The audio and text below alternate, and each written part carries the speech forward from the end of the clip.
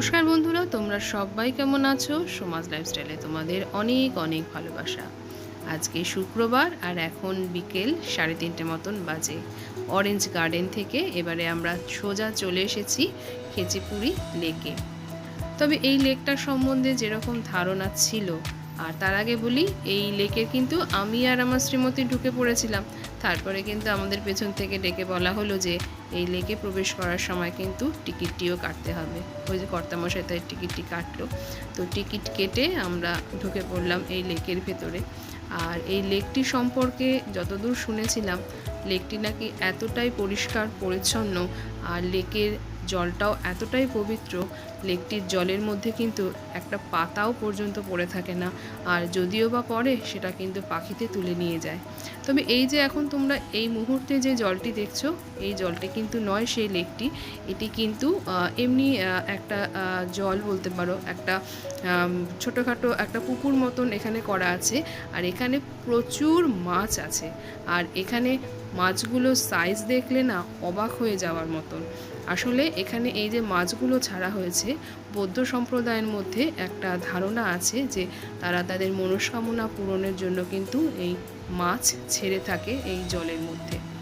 আর মাছগুলোর সাইজ এতখানি বড়, আর মাছগুলো সম্ভবত দীর্ঘ বছর ধরে এই জলের মধ্যে রয়েছে। তার কারণ মাছের গাগুলো এত কালো লাগলো দেখতে, মনে হয় যেন শ্যাওলা জমে আছে। আর এই মাছগুলোকে খাওয়ানোর জন্য ওখানে খাবার বিক্রি হচ্ছিল, তার দাম নিচ্ছিল 50 টাকা। আমরা নিইনি, অন্য সবাই খাওয়াচ্ছিল সেটা দেখলাম। আর তারা যখন খাবারগুলো দিচ্ছিল তখন দেখলাম সোয়াবিন, আমরা যে সোয়াবিন খাই সেই সোয়াবিনগুলো খাওয়ানো হচ্ছে এই মাছগুলোর মধ্যে। দেখো কত মাছ এই যে খাবারগুলো ছুঁড়ে ফেলছে।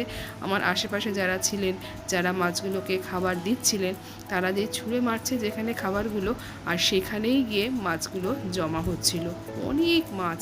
আর দেখে একটু একের সময় না গাটা কেমন করে উঠছিল। দেখো এই জায়গায় সব মাছগুলো জটলা পেকে রয়েছে, এইখানে কিন্তু অনেকখানি খাবার দেওয়া হয়েছিল।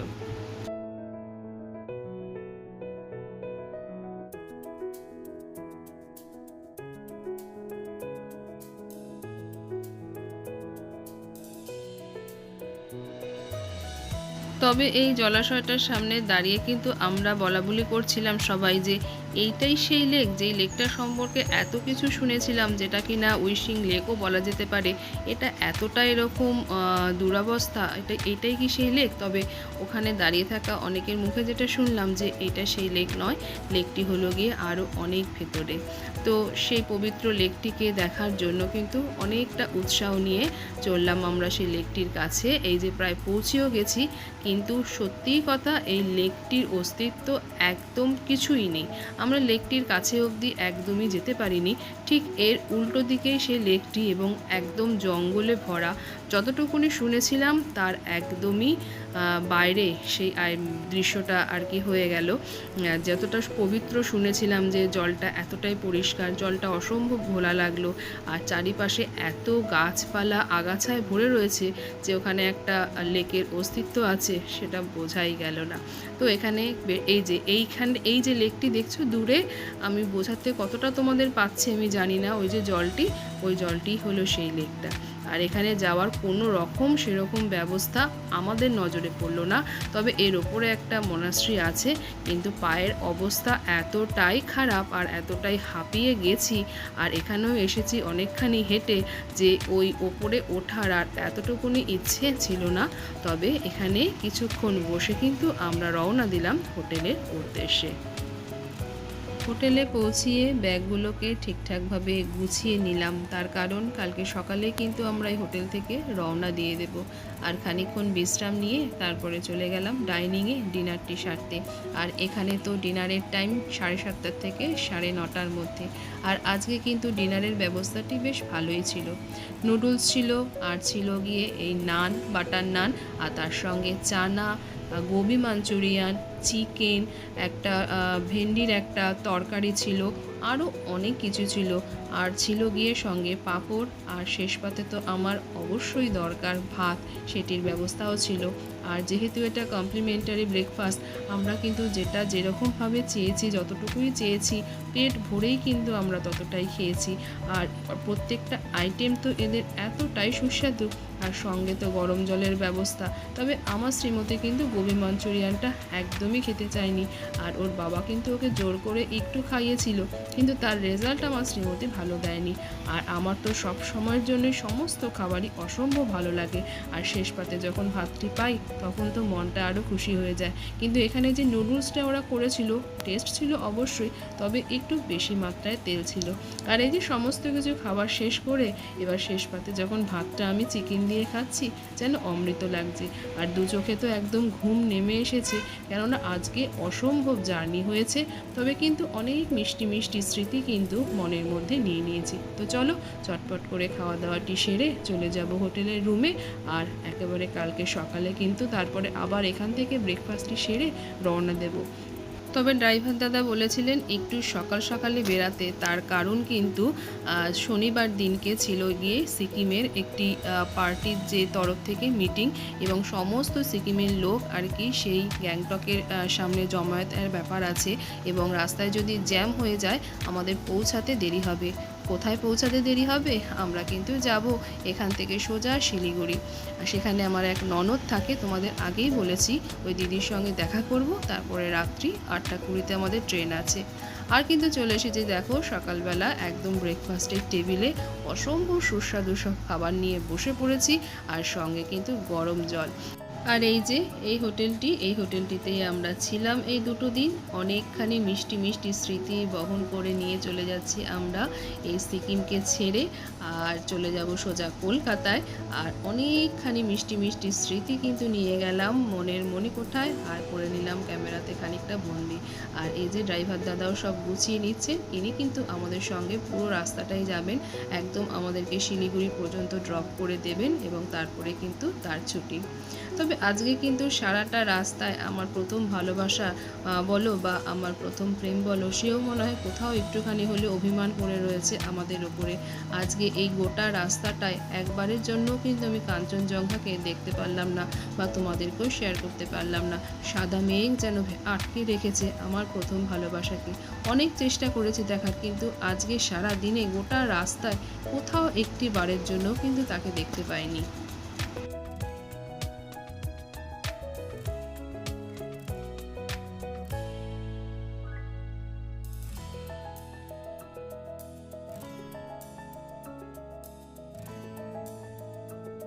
সিকিমের প্রত্যেকটা রাস্তায় অলিতে গলিতে কিন্তু এই পার্টির ঝান্ডা আজকে লাগানো আছে।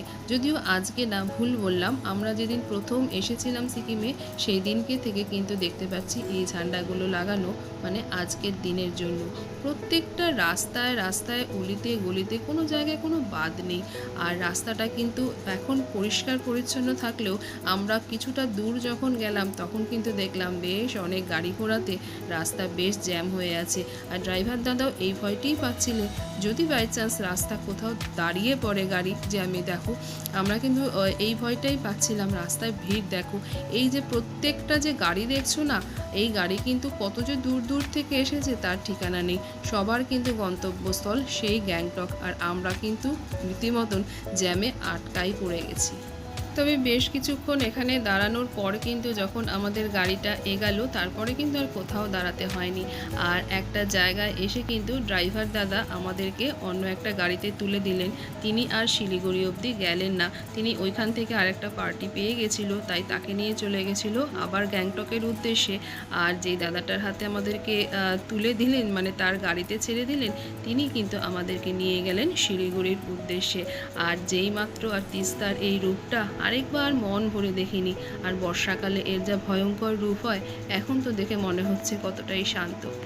আর এই দিয়ে ঢুকে গেলাম আমরা পশ্চিমবঙ্গে, আর এখানের ওয়েদারটাতে কিন্তু একদম বুঝতে পারছি কতটা তফাৎ। আর আমার কিন্তু নাক গলা রীতিমতন কুসকুস করতে শুরু করে দিয়েছে।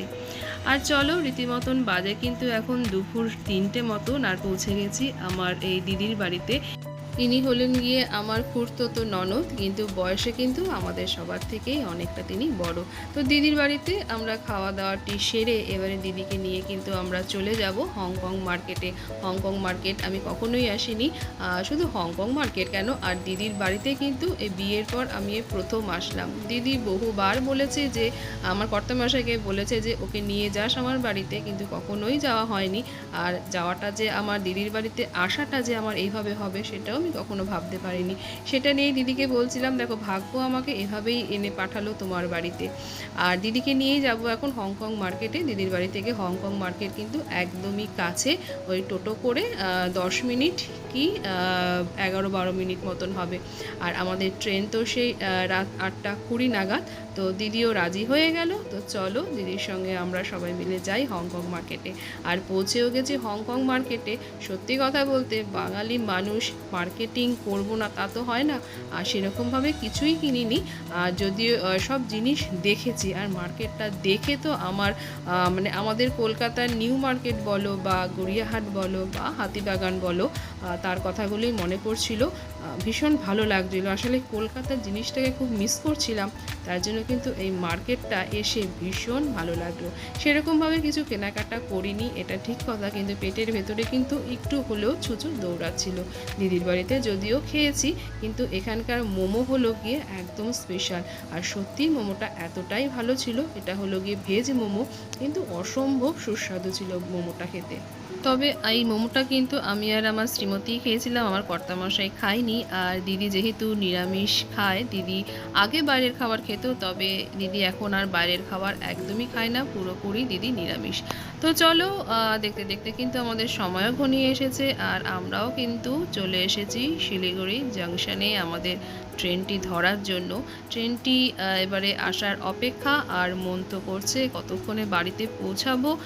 একেবারে ক্লান্ত হয়ে পড়েছি, চোখে মুখে তো ক্লান্তির ছাপ, কিন্তু যখন মাঝে মাঝে মনে পড়ছে সেই সুন্দর সুন্দর মুহূর্তগুলো, তখন একটুখানি হলেও জনমনে হয়ে পড়ছি। আর চলো ট্রেন চলেও এসেছে, আমরা কিন্তু ট্রেনে উঠেও পড়েছি, আর আমাদের সিট একদম বেখাপ্পা মতন পড়েছে। আসলে আমরা এটাকে ক্যান্সেল করে তৎকালে এসিতে কাটার চেষ্টা করছিলাম এই ট্রেনে, কিন্তু পাওয়া যায়নি।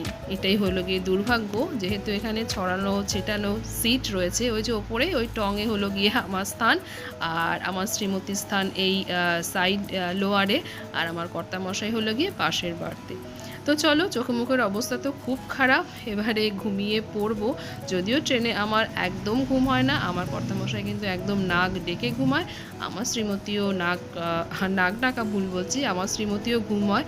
আর আমি কিন্তু ট্রেনে একদমই ঘুমাই না, সেটা এসিতেই হোক কি নন এসিতে হোক কি স্লিপার ক্লাসে হোক, যেখানেই বলো না কেন, ট্রেনে আমার একদমই ঘুম হয় না, শরীর একটু খারাপ করেই যায়। আর চলো দেখতে দেখতে কিন্তু কলকাতায় পৌঁছিয়ে গেছি। কলকাতার সেই স্বাদ, কলকাতার সেই গন্ধ নাকে মুখে ভেসে এসেছে, আমরা কিন্তু শিয়ালদায় পৌঁছিয়ে গেছি। আর দেখতে দেখতে চলো বাড়িতেও চলে এসেছি, আর মিষ্টি মিষ্টি দিনগুলোকে কাটিয়ে এসেছি। কত দিন পর এদেরকে দেখলাম, এদেরকে দেখতে পেয়ে কিন্তু আমার মনটা আনন্দে ভরে উঠেছিল। আর দেখলাম যখন এসে যে গাছগুলোকে ছোট্ট ছোট্ট দেখে গেছিলাম, সেগুলো এখন ফুলে ভরে গেছে, আর কদিন পরই তারা ফুটে যাবে পুরোপুরিভাবে, দেখে কিন্তু মনটা একদম ভালো হয়ে গেল। আর আজকে তো দিদি সমস্ত কিছু রান্না করেছিল, দিদি করেছিল চিকেন আর পোলাও, আর এমনিতেই আজকে রোববার মাংস তো হবেই। আর এরা তো এতদিন ছিল দিদি আর মায়ের দায়িত্বে, এবারে আমার দায়িত্বে আবার চলে আসলো। আর এর কিছুদিন পরেই কিন্তু শুরু হয়ে যাবে আমার বাড়ির কাজ আর রান্নাঘরের কাজ। আর সেই ভিডিও তোমরা অলরেডি দেখে নিয়েছো যে আমার বাড়িতে কি কাজ হয়েছে আর আমার রান্নাঘরে বা কী কাজ হয়েছে।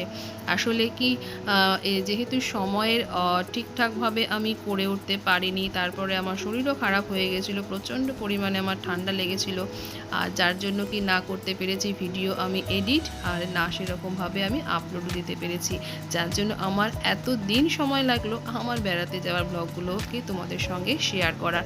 আর তার মধ্যে কিন্তু কিছু কিছু আমি আমার ডেলি ব্লগও দিয়েছিলাম।